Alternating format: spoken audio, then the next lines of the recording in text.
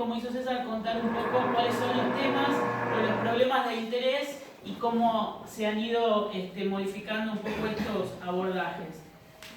Como decía recién, bueno, hay una cuestión que tiene que ver con esta llegada un poco más tardía del tema de lo religioso en la geografía en particular y que estaba vinculado exclusivamente a la cuestión del peso de lo físico que ha tenido, ¿no? No obstante, bueno, ya encontramos algunos antecedentes, sobre todo después de la Segunda Guerra Mundial, con los primeros manuales o las primeras... los manuales sobre todo regionalistas de los geógrafos franceses que incorporan la dimensión religiosa como un componente más que les interesa ver desde el paisaje, ¿no? Claro que ahí, digamos, hay dos temas centrales. Uno que está muy arraigado todavía, la cuestión del ambientalismo y de vincular las cuestiones exclusivamente físicas con lo religioso, por ejemplo, trabajos que explican la distribución de las religiones en función al clima, o al desarrollo de los países en función también a la cuestión de las creencias.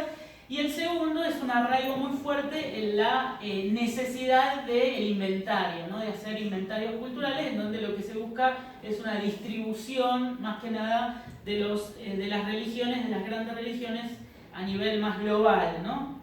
Con el regionalismo esto se sigue reproduciendo, pero a una escala más pequeña, porque en realidad lo único que cambia no es la perspectiva, sino la mirada, ¿no? O sea, dejamos de ver el mapa de las religiones del mundo para empezar a ver cada una de las regiones de Francia o de Inglaterra y pensar esa dimensión en esa clave. En las décadas posteriores hay un cambio muy importante que, digamos que a nivel macro yo lo marcaría, digamos, para no entrar en una historia de la geografía, pero sí yo a mis alumnos siempre se los marca como esto, ¿no? Que el gran viraje es el momento que deja de definirse la geografía como una ciencia natural para comenzar a incorporarse dentro de las ciencias sociales. Y eso recién se logra bien entrado en la década del 60 y con el aporte de varias corrientes que por ahí van como estableciendo una serie de insumos para construir una verdadera geografía social que desestime toda esa carga o todo ese peso que llevaba de la impronta física, ¿no? Ahí el aporte, bueno, de las corrientes marxistas críticas y la cuestión de ver cómo la región opera en el plano de lo social, las corrientes fenomenológicas que van a ser centrales para después construir lo que se va a llamar la nueva geografía cultural, y algunas de las cuestiones del posmodernismo van a comenzar a pensar, digamos, la posibilidad de entender a la religión como un componente de esos paisajes, de esos espacios, de esos lugares, pero no solamente desde lo morfológico, sino sobre todo desde lo simbólico. Y ahí se produce el gran giro o el gran salto, ¿no? Cuando empezamos a mirar paisajes, lugares y territorios como resultado de esa construcción cultural, y esto también tiene que ver con la incorporación y la producción de otros geógrafos que fueron muy importantes en esta matriz cultural, como el caso, bueno, de Henri Lefebvre con la producción del espacio, después Edward Soya y su idea del tercer espacio, Peter Jackson, etc. Digamos que recién en las últimas dos décadas del siglo pasado, ahí podemos comenzar a hablar de la construcción de un campo de la geografía de las religiones muy apegado a esa mirada cultural, en donde se propone generar una lectura cultural del territorio religioso, mirando el peso que tiene la materialidad, pero también, por sobre todas las cosas, los sentidos y los significados que grupos y sujetos establecen sobre esos paisajes, ¿no? Y acá decíamos también, bueno, ahí fue fundamental la influencia y el diálogo con otras disciplinas que también están repensando estas categorías, especialmente ahí con los antropólogos, no solamente la cuestión, diría, teórica, sino también el trabajo de campo, que había tenido una tradición muy fuerte dentro de los estudios geográficos, pero más vinculado a esa lectura física del paisaje, ¿no? Entonces, ahí el diálogo con las etnografías y con la posibilidad de hacer un trabajo de campo más experiencial, comienza también a redefinirse la forma de acceder a esa lectura cultural del paisaje. Esto, creo yo, también ahí abrió un abanico muy importante de temas novedosos para la época, entre ellos la idea de mirar la dimensión espacial de las religiones y poder leerlo o hacerlo en una lectura interescalar. Es decir, romper también con esa herencia de o miramos lo global o miramos lo local, y la lectura interescalar permite entonces poder pasar, ¿no?, de usar el telescopio a utilizar el microscopio y viendo cómo se producen esas conexiones, ¿no? Esto también creo que tiene que ver con discusiones que exceden a la geografía de las religiones y que van, por ejemplo, con nuevas lecturas que hay sobre la geografía económica o sobre la geografía social en general, ¿no? Bueno, entonces esta dimensión espacial de los religiosos, decíamos, introduce nuevos problemas que yo los identificaría como en tres grandes grupos. Las cuestiones más vinculadas a cómo se construyen los espacios sagrados, los espacios religiosos en general. Una segunda grupo de temas y problemas tiene que ver con los fijos religiosos, cómo mirarlos, cómo pensarlos, qué categorías o qué perspectivas utilizamos para esto.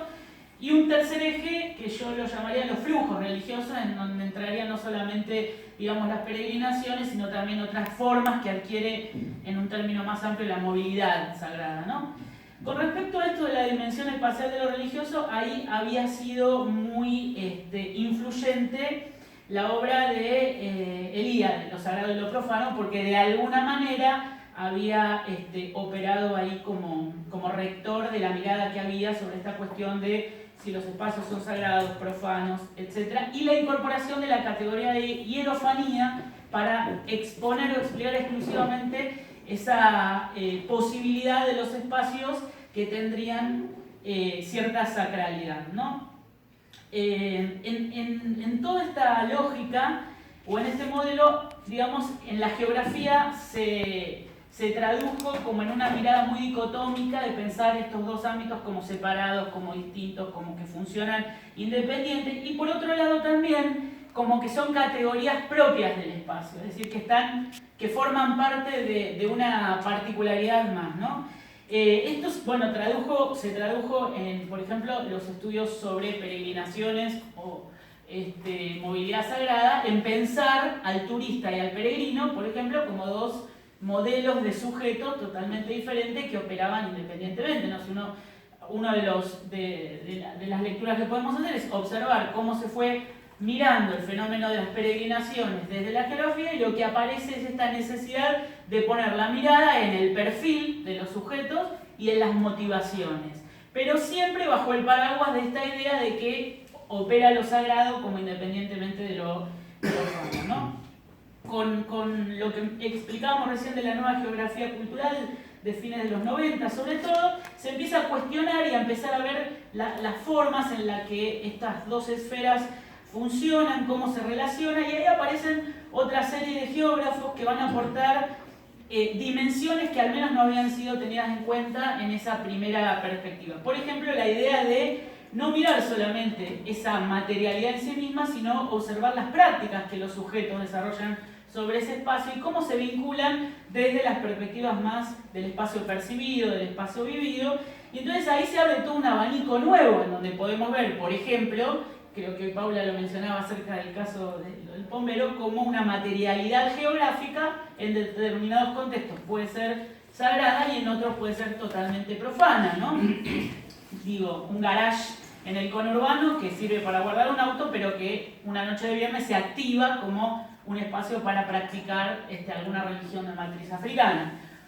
Miles de casos, digamos, en donde empieza a cuestionarse esa mirada de lo sagrado, lo profano, y entonces empezar a ver, decíamos recién, cómo las prácticas operan para que esto funcione. Y esto también, digamos, obliga a poner la perspectiva en una, diría yo, una lectura de los sujetos que desarrollan esas prácticas y en cómo se vinculan en tramas más amplias, ¿no?, que operan para esa sacralidad o profanidad de los espacios. Ahí también un aporte interesante va a ser de la geografía fenomenológica y fundamentalmente de un geógrafo que es Shifu Tuan, que es en la década del 70 empieza a utilizar toda una perspectiva más experiencial para hablar de topofilias y topofobias. es decir, aquellos espacios con los que tenemos cierto vínculo, apego, ¿no? Serían las topofilias, y así como existen estos, también existen espacios de rechazo, de miedo, de maldad, que funcionarían en un sentido contrario, ¿no? Entonces, esto, por otro lado, también permitió ampliar la escala. No solamente decíamos mirar lo más amplio, sino empezar a bajar en las escalas de sacralidad a profanidad hasta llegar a pensar al cuerpo como un propio territorio que puede ser posible de ser sacralizado en determinados contextos y en determinados momentos. El segundo punto que decíamos, los fijos religiosos. Bueno, este es un tema más frecuente que aparece en la geografía y que tiene que ver exclusivamente con estudiar, por ejemplo, las ciudades sagradas, ¿no? Estudios históricos que hay sobre basílicas, altares, ciudades, accidentes geográficos como un río o una montaña que en determinados contextos comienzan a tener procesos de sacralidad. Y en la perspectiva entonces que miramos no es solamente la materialidad en sí, insisto, sino las diferentes significaciones, sentidos que los sujetos activan en determinados contextos. Particularmente ahí el trabajo también de Eloísa Martín, compañera de la antropóloga, que habla de prácticas de sacralización, ¿no? O sea, cómo esa materialidad geográfica adquiere sacralidad en torno a prácticas de sacralización. Creo que ese para mí es un aporte muy, muy interesante. A nivel ciudades, un trabajo que ha sido bastante pionero y bisagra a la vez para pensar a las ciudades religiosas, por fuera exclusivamente del campo católico, y mirar en otros grupos también cómo se articulan, es de la geógrafa Seni Rosendahl, que fundó el Núcleo de Estudios sobre la Religión y Geografía de las Religiones en la Universidad de Río en Brasil, en la década del 70, que propone hablar de hierópolis. Exclusivamente una categoría que nos ayude a pensar ese tipo de ciudades, ¿no? En donde cruza las cuestiones del tiempo, ordenamiento económico de la ciudad y la cuestión del poder y la proyección simbólica de la ciudad en un plano más macro, ¿no? O sea, en plano urbano del país, ¿no? ¿Qué rol cumple en esos lugares? Ese ha sido bastante útil. También la cuestión de los fijos religiosos los hemos ido estudiando a partir de la categoría de geosímbolo, que introduce también la geografía cultural francesa, y la idea de semiósfera para pensar cómo las ciudades aparecen marcadas, un poco en consonancia de lo que decía Soledad también sobre las cartografías. Un punto clave para esto es la incorporación de los sistemas de información geográfica, hoy para ver esa semiografía de las ciudades, ¿no? Nosotros hemos hecho dos trabajos, uno sobre la Plaza Belgrano de Luján y toda la semiografía que tiene en función a una construcción de un relato histórico de la ciudad, y la otra, la de la diversidad religiosa y cómo aparece, digamos, mediando en la principal ciudad católica esos otros religiosos que son las marcas de otros grupos, ¿no? Que disputan ese espacio público. Y los flujos, con respecto a los flujos religiosos, bueno, acá también incluye una serie de fenómenos muy amplios y diversos que podríamos mencionar desde la clásica peregrinación al turismo religioso más convencional o al turismo más espiritual, ¿no? Algo así como como César hablaba de heterodoxias, lo pienso en clave de heterodoxias turísticas de lo sagrado, ¿no? O sea, esto del viaje para ir a hacer una práctica ritual, para ir a meditar o para ir a observar ovnis. Entonces esto también nos obliga a pensar no tanto en clave de peregrinaciones como algo más cerrado, sino también de movilidad religiosa como un concepto mucho más amplio que le otorgaría ahí la posibilidad de mirarlo como en varias claves o en varias dimensiones, ¿no? Romper la clásica oposición turista-peregrino y pensar que en realidad esos sujetos pueden ser en algún momento turistas, pero también pueden ser peregrinos al mismo tiempo o pueden no ser ninguna de las dos cosas. Sobre todo en San Nicolás eso se puede advertir con mucha presencia por las peregrinaciones juveniles que se hacen en octubre a Luján. Dentro de esta cuestión de los flujos religiosos, yo marqué algunas cosas que me parecen importantes resaltar como novedades o como cuestiones a tener en cuenta. La idea esta de las múltiples experiencias, que no solo se vinculan a la movilidad católica, sino que también hay que abrirlo como a otras formas del creer. El giro subjetivo, que es muy importante también para pensar las peregrinaciones desde las experiencias y de las vivencias de los sujetos que peregrinan. la ruptura de ese modelo dual, sagrado, profano, digamos, tratar de ver cómo se articulan y no tanto cómo se separan. Y bueno, todas estas nuevas modalidades de viajes sagrados, turismo New Age, turismo espiritual, turismo esotérico, etcétera, que se incorporan e irrumpen ahí como una forma de mirar los flujos religiosos, ¿no? También la cuestión del cuerpo y de las emociones está empezando ahí a abrirse como una posibilidad de ver el cuerpo como un territorio emocional, o sea, no solamente como performativo, sino también como emocional. Ahí tenemos unos colegas del grupo que están trabajando sobre la peregrinación boliviana en Luján y las nuevas formas de peregrinar, en el sentido de romper, digamos, con la clásica forma en donde el baile forma parte, o sea, es su peregrinar. La cuestión de las tecnologías en la peregrinación, ¿no? Las peregrinaciones por redes sociales, el rol de los lugares virtuales en la peregrinación y, si no me olvido algo, bueno, y un poco lo que decíamos recién de la cuestión de la puesta en escena de la fiesta, ¿no? O sea, la fiesta religiosa, no solamente la mirada más convencional, digo, como forma de manifestación cultural e identidad, sino también el espectáculo, la espectacularización de la fiesta religiosa, que eso